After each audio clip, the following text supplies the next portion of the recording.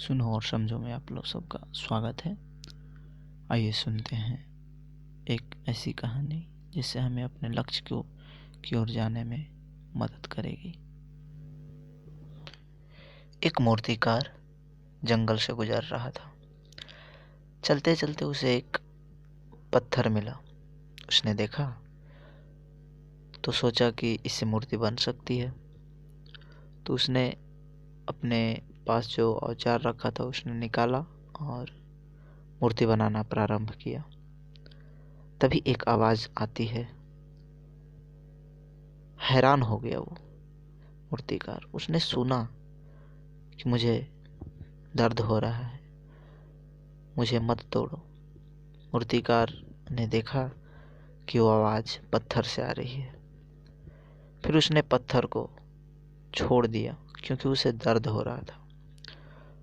छोड़कर चलने लगा आगे। आगे चलते चलते एक और पत्थर दिखा उसी के जैसा।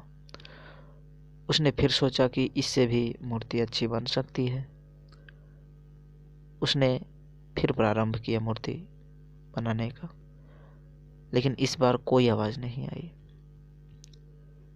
कुछ देर में मूर्ति बनकर तैयार हो गई।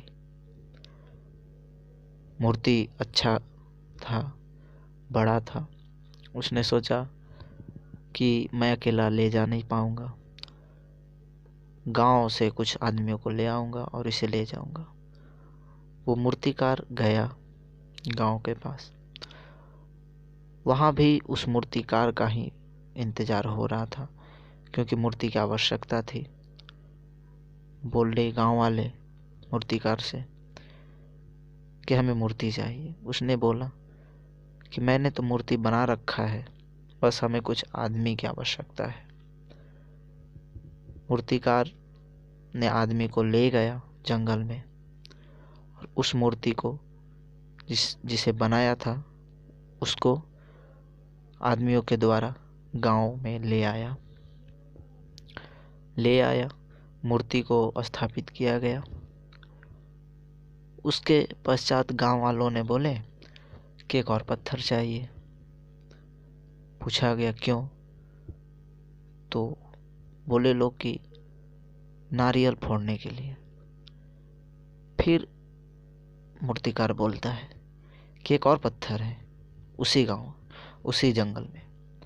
फिर कुछ लोगों को ले गया और वो पत्थर जो पहला पत्थर था जिसको दर्द हुआ था उसको तोड़ने पे उसी पत्थर को ले आया गया और फिर नारियल फोड़ने के लिए उसका उपयोग किया गया। एक दिन फिर वही पत्थर दूसरे पत्थर से बोलता है कि एक ऐसा समय था जब हम दोनों जंगल में पड़े रहते थे। एक ऐसा समय अब है कि तुम पूजे जाते हो, हमें चोट मिलता है। तो मूर्ति वाला पत्थर बोलता है कि यही तो ज़िंदगी का सच्चाई है, दर्द पहले सहना पड़ता है, बिना दर्द सहे ज़िंदगी में सफलता नहीं मिलती है।